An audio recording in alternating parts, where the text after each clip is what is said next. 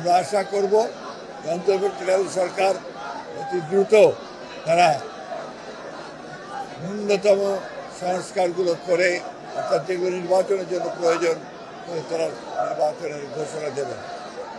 আমি অত্যন্ত হতাশ হয়েছি যে গতকাল প্রধান উপদেষ্টা যে বক্তব্য রেখেছেন সেই বক্তব্যে তিনি সেই রোড ম্যাপের কথা বলেন না।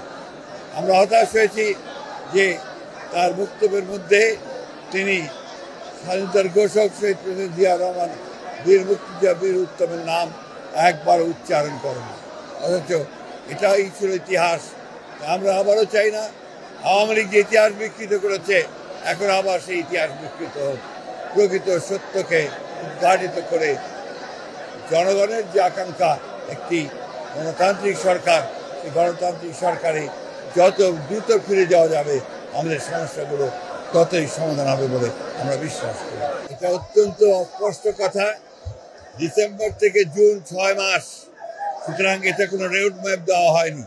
আমরা বারবার বলে আসছি যে স্পষ্ট রোড ম্যাপ এবং দ্রুত নির্বাচন, তা নাহলে যে সংকটগুলো সৃষ্টি হচ্ছে এই সংকটগুলো কাটবে না।